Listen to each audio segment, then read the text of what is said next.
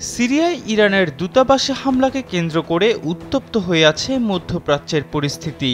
একদিকে ইরানের পক্ষ থেকে যে কোনো সময় হামলার আশঙ্কায় দিন গুনছে ইসরায়েল, অন্যদিকে ঠিক কোন পদ্ধতিতে প্রতিশোধ নেওয়া হবে তা নিয়ে ভাবছে তেহরান।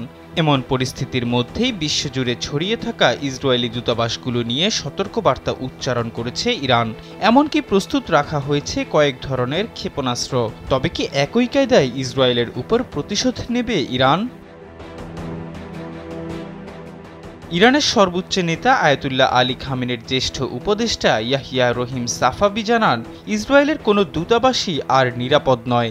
সেলফিন অ্যাপে দেশ বিদেশের যে কোনো জায়গা থেকে অ্যাকাউন্ট খুলতে পারবেন কোনো ঝামেলা ছাড়াই। সেলফিন, আগামীর ব্যাংকিং। তিনি ইসরায়েলের সঙ্গে তেহরানের মুখোমুখি অবস্থানকে বৈধ এবং আইনসম্মত অধিকার হিসেবে দেখেন। ইরানের সংবাদ মাধ্যমগুলোতে বলা হয়, ইসরায়েলে আঘাত করতে সক্ষম ইরানের এমন 9 রকম ক্ষেপণাস্ত্র তৈরি রয়েছে। গত সপ্তাহে সিরিয়ার রাজধানী দামেস্কে ইরানের দূতাবাসে হামলা চালিয়ে ইসরায়েল ইরানের ইসলামিক রেভলিউশনারি গার্ড ক্রপস তথা আইআরজিসির কুদস ফোর্সের commander brigadier general Mohammad Reza Zahidi এবং তার ডেপুটি জেনারেল মোহাম্মদ হাদি হাজরিয়ামিকে হত্যা করে। এছাড়াও আইআরজিসির আরেক কর্মকর্তা ব্রিগেডিয়ার জেনারেল হোসেন আমির আল্লাহ ইসরায়েলের এই হামলায় নিহত হন। ইরানের কাছ থেকে হামলার হুমকি আসার পরই পরিস্থিতি পর্যালোচনা করে প্রতিরক্ষা বাহিনীর সব যোদ্ধা ইউনিটের ছুটি সাময়িকভাবে স্থগিত রাখার সিদ্ধান্ত নিয়েছে ইসরায়েলি বাহিনী। তারা জানায়, ইসরায়েল এখন যুদ্ধ পরিস্থিতিতে আছে এবং প্রয়োজন অনুযায়ী সেনা মোতায়েনের বিষয়টি অব্যাহত মূল্যায়ন কার্যক্রমের অধীনে রয়েছে। এছাড়া সম্ভাব্য হামলার আশঙ্কায় নিজেদের আকাশ প্রতিরক্ষা ব্যবস্থা জোরদার করেছে ইসরায়েল।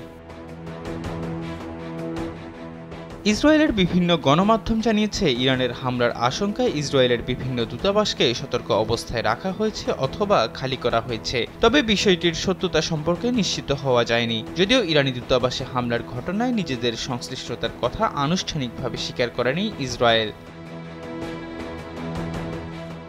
এদিকে ইরানের সঙ্গে চলমান এই উত্তেজনার মধ্যেই লেবাননেও হামলা চালিয়েছে ইসরায়েল। শনিবার দিবাগত রাতে ইরানপন্থী শক্তিশালী সশস্ত্র গোষ্ঠী হিজবুল্লাহর প্রশিক্ষণ শিবিরে হামলা চালানো হয়। ইসরায়েল রোববার ভোরে পূর্ব লেবাননের বেকা উপত্যকায় বিমান হামলা চালিয়েছে বলে বার্তা সংস্থা রয়টার্সের এক প্রতিবেদনে বলা হয়েছে। লেবাননে একটি ইসরায়েলি ড্রোন ভূপাতিত করার কয়েক ঘণ্টা পরেই এমন হামলা চালালো তেল আবিব। এহসান আব্দুল্লাহ, কালবেলা ডেস্ক।